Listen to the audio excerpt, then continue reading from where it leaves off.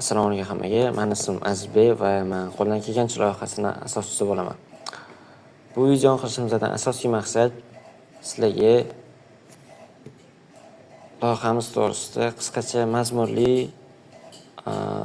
tushuntirish berib o'tish.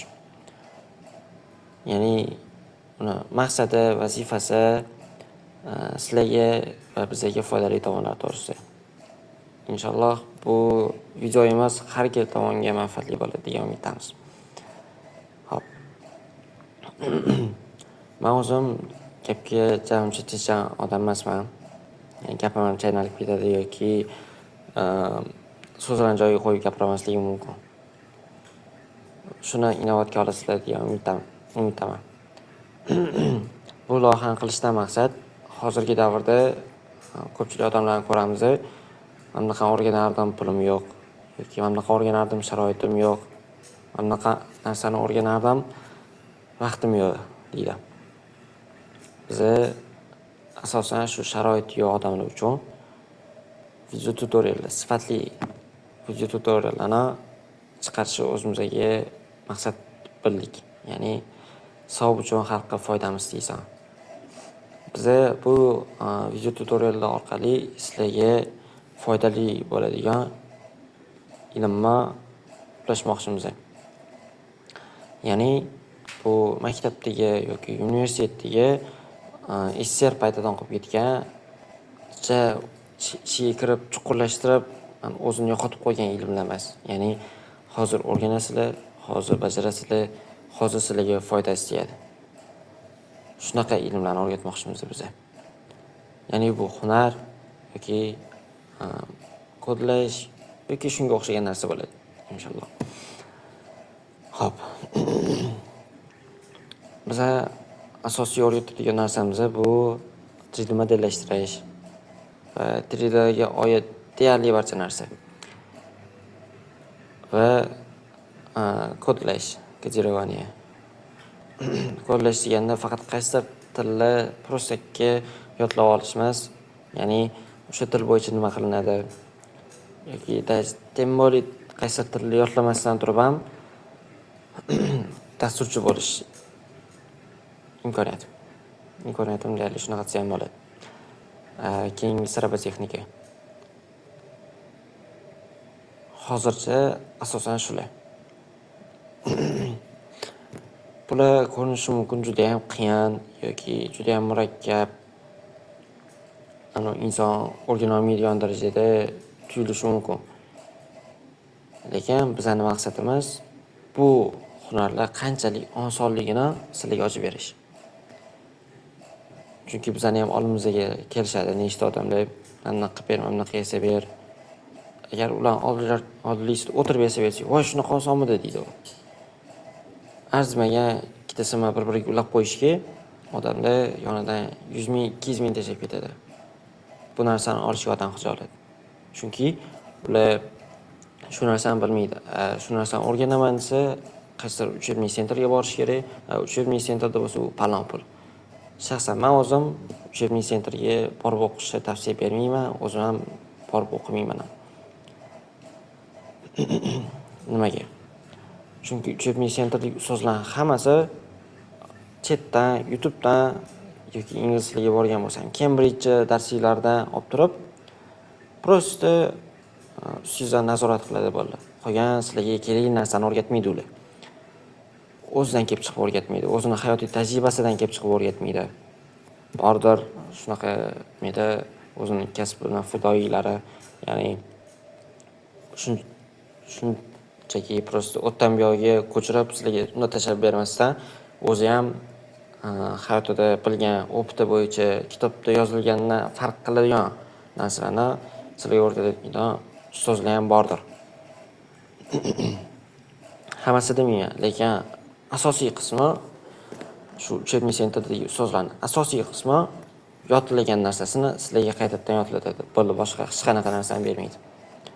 O'zi o'rgangan narsasini o'rgatmaydi, yodlagan narsasini o'rgatadi. Bizani bu loyihani ochishimizdan maqsad biz o'rgangan narsamizni sizlarga o'rgatish, yodlatish emas. Biror narsani yodlab o'rganish bu ahmoq odamning qiladigan ishi. Ya'ni miyasi ishlamaydi, prosta xotirasi bor. O'sha xotirasiga kirgizib qo'yadi va so'ragan payti o'sha xotirasidan chiqarib beradi. Gapimni isboti bu qanaqadir uchebniy sentrga 5-6 oydan beri borib so'rasangiz, bir ikkita gapdan yog'iga o'tolmaydigan odam. Hammamizda shunaqa tanish bo'lsa kerak bitta. Uchebniy sentrga palon pulga mashhur uchebniy sentrga borib turib, 5-6 oy deganda bir ikkita gapdan yog'iga o'tolmaydi. Ya'ni gapirishni bilmaydi. Lekin yodlagan narsalarini ko'rsangiz, o'rganmagan, yodlagan, o'sha menda zamonlar to'g'risida beradimi yoki lug'at beradimi, hammasini yodlagan. Lekin gap ishlatishni bilmaydi. Bizda shunaqa teskarisi. Biz shu paytgacha o'zimizning ish faoliyatimiz davomida o'rganib, opit oshirgan tarzda topgan ilmimizni sizlar bilan bo'lishish, ya'ni sizlarga o'rgatish. Bu orqali sizlar nimani yutasizlar? Bu orqali sizlar 3D modellashtirishdan 5 yillik opit yutasizlar. 5 yillik tajriba. 5 yillik tajribani shu video darslar yordamida ko'rsatib o'tish. Va robototexnika. Robototexnika men o'zim shu yon atrofimdagi tanish bilishlarim va ko'rgan odamlarimni robototexnikman deb aytishdan kelib chiqqan nuqtai nazarda aytadigan gapim, robototexnika ham qiyin emas. Oson. Shu O'zbekistonda men robototexnikman deb ko'rsatib berish o'zini oson. Bularni ham inshaalloh sizlar bilan o'rganib boramiz. Va kodlash. Kodlash bu qaysidir til uchun beriladigan atama emas. Kodlash qaysi til uchun beriladigan atama. Men dasturlashni nazarda tutayotgan edim. Dasturlash. Misol uchun dasturchi bo'lish mumkin, C++ biladi. Dasturchi bo'lish mumkin, C# biladi. Lekin u kelasi ham dasturchi. Lekin kelasi ham koder. Agar inson faqat kod yozishni bilsa-yu, algoritm tuzishni bilmasa, u tarjimondan farqi qolmaydi. Ya'ni u dasturchi emas. Faqat men kod yozib beraman, sen menga ketma-ketligini yoki dastur qanaqa ishlashini sen menga ayt, men senga kodini yozib beraman degan odam dasturchi hisoblanmaydi. U koder hisoblanadi. Bu deyarli foydasiz narsa. Chunki har bitta muhitda o'zini dasturlash tili bor. Siz faqat bitta dasturlash tiliga yopishib qolsangiz, u muhitdan tashqariga chiqa olmaysiz. Androidga software, ya'ni dastur yasaysiz. Windowsmi faqat Windowsga, iOSmi faqat iOSga. Dasturchi bo'lsangiz, hammasiga ishlash algoritmini berasiz. Kerak bo'lsa ChatGPT bor. Siz bergan algoritmni kodga o'tkazib beradi. Shunda kodni tashab, o'zingizga kerakli programmani olsanglar bo'ladi. Xo'p, unga hozircha jaj qo'llashib o'tirmaymiz. Robototexnika ham unchalik qiyin kasb emas. Men bilganim, men atrofimda yurgan odamlar bo'yicha. Men o'zim 3-kursman, Toshkent axborot texnologiyalari universitetida o'qiyman. Men bilgan robototexniklarni ishini men ham bilaman. Ya'ni robototexnikada siz yutishingiz mumkin, qachonki ko'proq datchik to'g'risida ma'lumot bilsangiz, o'shanda sal o'zingizni ko'rsata olishingiz mumkin. Agar robototexnikani o'zi ham unchalik qiyin soha emas. Men o'zim shuning ichida yurib, shuning bilib aytayotgan narsam. Inson agar qanoat qilsa, bir kunda o'rganib qo'yishi mumkin. Ya'ni hamma datchikni qanaqa ishlatishini bilmasligingiz mumkin. Lekin asosini o'rganib olsangiz, datchikni qanaqa ishlatilishi sizga prosta Googledan 2 minutda topiladigan narsa bo'lib qoladi. Xo'p. 3D modelирование. 3D modellashtirishga qaytadigan bo'lsak, 3D modellashtirish ham unchalik ko'ringanichalik unaqa qiyin soha emas. Buni ham video darslar orasida sekin-sekin ochib boramiz. Ya'ni odamlar ko'radi 3D printerdan mana o'sha 3D printerdan chiqayotgan narsani 3D printerdan chiqayotgan narsani ko'rib, "Vau, qanaqa chiqaryapsan" yoki "Qanaqa bo'pti bu narsa? Menga kiyinaysan, menga ham o'rgat" yo "Men o'rgana olmayman" deb qoladi. Bilsanglar, bu narsa judayam oson narsa. Даже mashina haydashdan ham osonroq.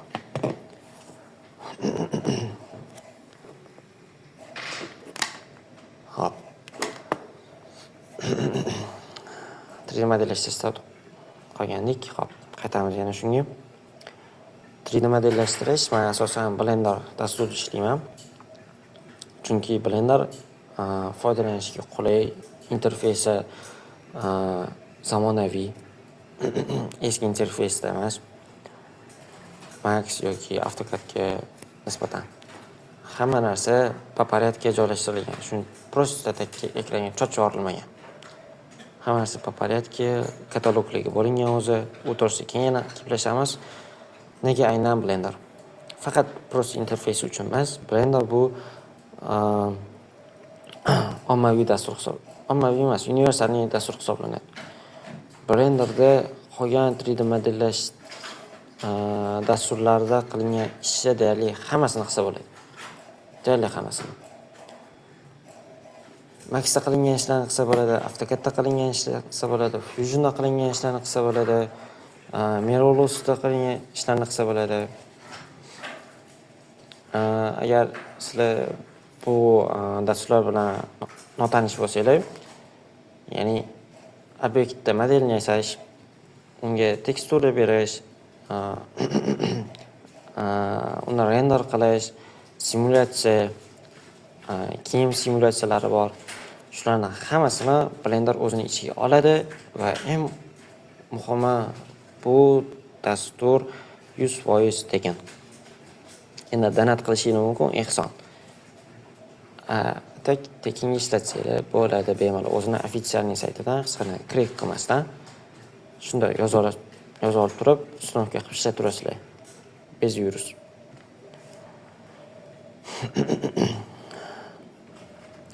Bu video darslar davomida sizlar bilan shu Blender qanaqa ishlatish kerakligi, 3D printer bilan qanaqa ishlashimiz mumkin, yana Photoshopda ozgina darslar bo'ladi. Photoshopda qanaqa ishlatish mumkin, CorelDRAW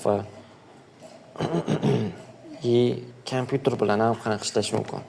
Mana men misol uchun hozir otgan videoyim ofisning sharoitida olinmayapti. 10 kishi tomonidan olinmayapti.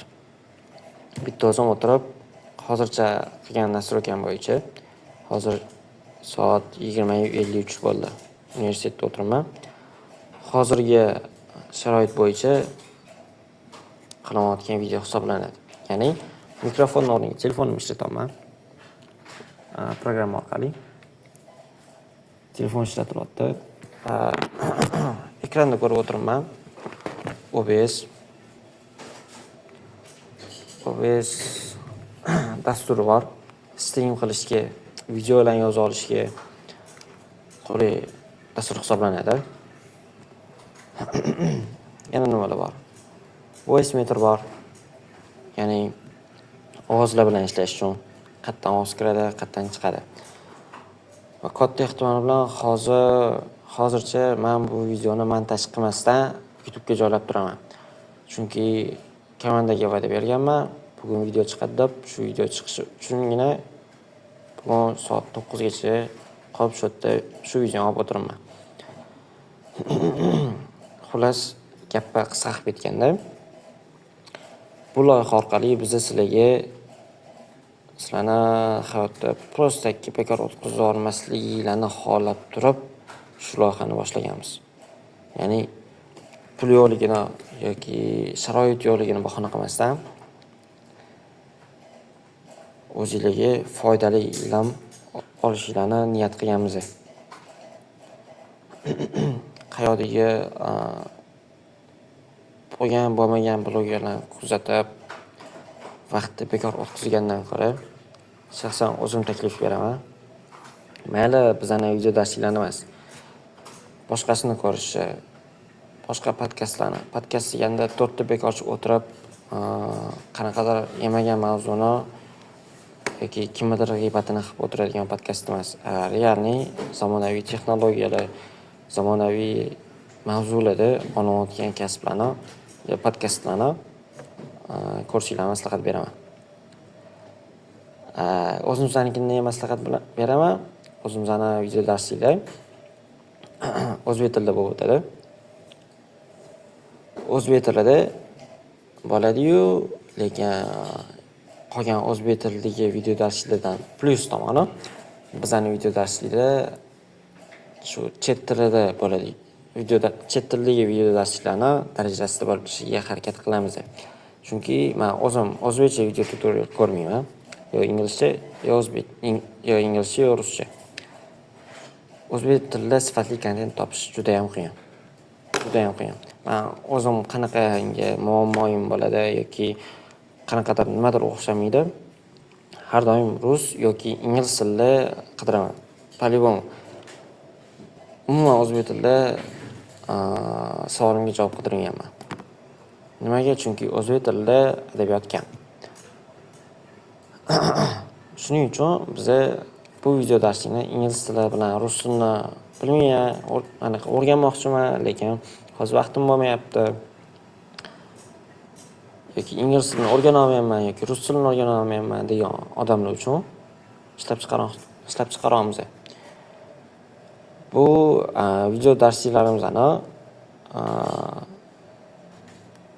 YouTube'ga ochiqchasiga qo'yamiz. Hech qanaqa pulli kontent bo'lmaydi, inshaalloh.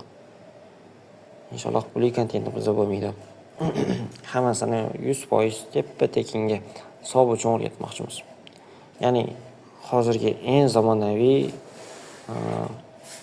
kasblardan bo'lib turgan 3D modellashtirish, robotexnika, sxema texnikani o'rgatishga harakat qilishimiz mumkin, sal qiyinroq soha. Robotexnika, dasturlash, undan keyin o'zim ham o'rganyapman shu proses davomida sizlarga o'rgatib ketishga harakat qilaman. Dron uchirish. Undan keyin yana ingliz tili, rus tili qanaqa o'rganish.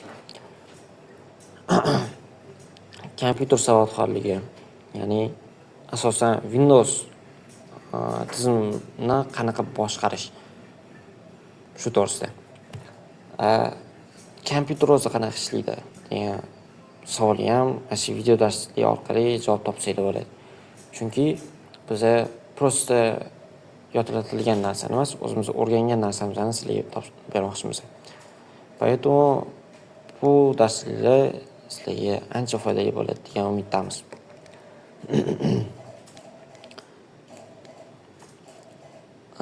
Menimcha hozirga shu ma'lumotlar yetarli. Cho'zilib ketdi. 20 minut bo'lib, 20 minut o'zi biz podkast olmoqchi edik. Bu to'g'risida yana bitta odam emas, 3-4 kishi bo'ladigan bo'lsa, 2-3 odam bo'ladigan bo'lsa ham qizroq bo'ladi deb odam topilmadi. To'g'risini aytganda odam topilmadi. Qaror qildim bitta o'zim videoni olishga. Komandamiz bor, lekin videoga tushishdan sal uyaladigan odamlar bor, vaqti yo'q odamlar bor. O'shanga cho'zib o'tirmasdan o'zim olishga qaror qildim. Xo'p. Menimcha bergan ma'lumotlar sizlarga yetarli, hozircha yetarli. Sizlardan so'raydik. Ya'ni iltimos tarzida bu videoni ko'rib prostaga men bu sohaga qiziqmayman, bu sohaga kerak emas deb prosta o'tkazib olishinglarni yoki keng videoga o'tkazib olishinglarni xohlamas edik biz. biz so'raylikki, shu videoni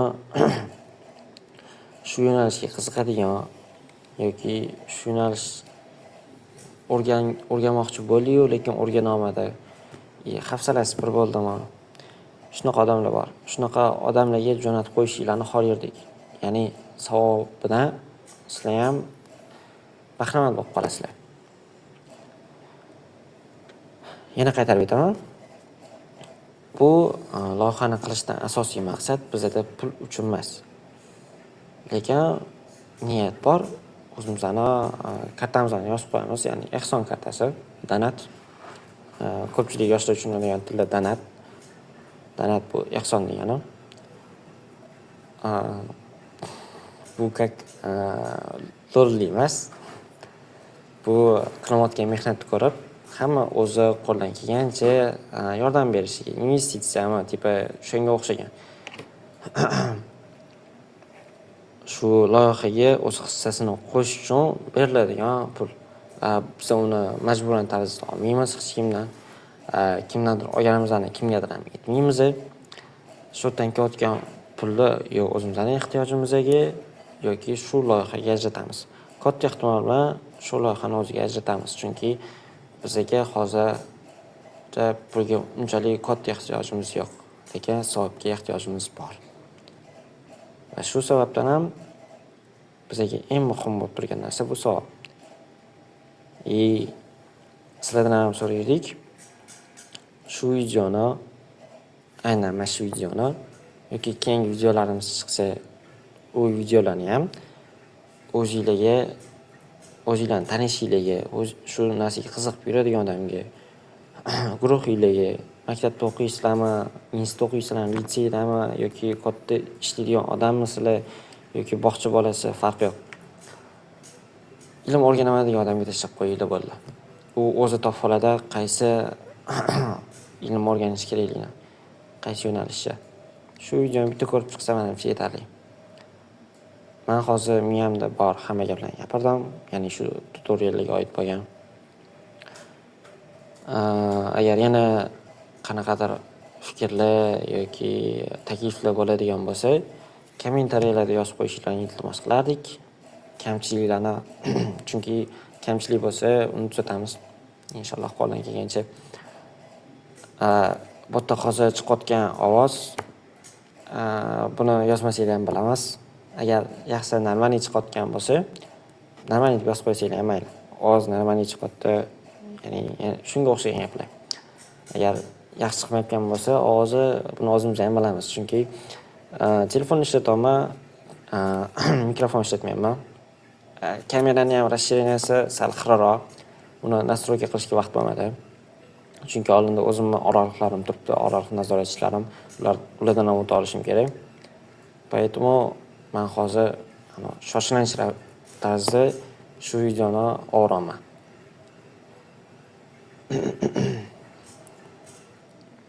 Iloji boricha shu qo'lingizdan kelgancha qo'llab-quvvatlab turinglar. Qanaqa taklifinglar, misol uchun, men sohani zo'r bilaman, просто yodlatmayman, o'rgataman mana shu sohani, savob uchun faqat deydigan odamlar bo'lsa, yo o'zimizga aloqaga chiqinglar yoki kommentariyada yozib qoldiringlar.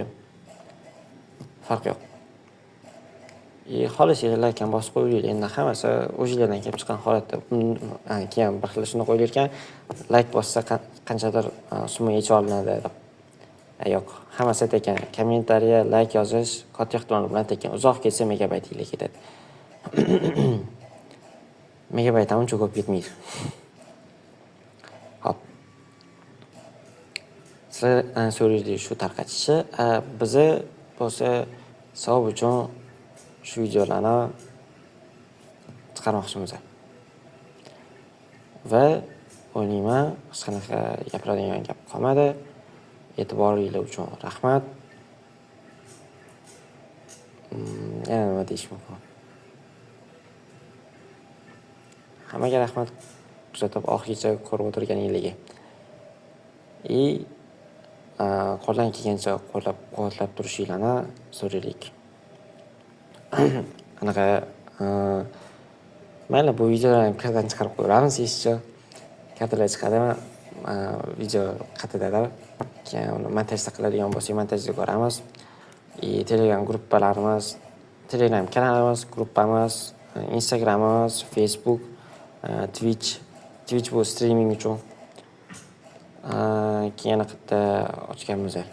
VKontakteda ham ochamiz inshaalloh. Shularni linkini tashlab qo'yamiz. Shu yerga kirib ham qo'llab-quvvatlab tursanglar zo'r bo'lardi. Keyin aytib o'tishimiz kerak. Bu tutoriallarimiz davomida hech qanaqa yomonlik yoki dinparastlik shunga o'xshagan narsalar o'rgatilmaydi. Ya'ni kimdir sizlarni tutorib, ne buni ko'rsan, ne buni ko'rsan yoki ko'rishing mumkin emas deb javobgarlikka torta olmaydi inshaalloh. Chunki biz hech qanaqa diniy narsani o'rgatmaymiz. Hech qanaqa siyosiy narsani o'rgatmaymiz. Faqat o'zimizdan qo'limizda ishlab turgan hunarimiz, o'zimizga foyda keltirayotgan narsani sizlarga ham o'rgatmoqchimiz. Hammasi shu. Oxirigacha ko'rganingiz uchun rahmat. Va bizani kuzatishda davom etinglar. Rahmat.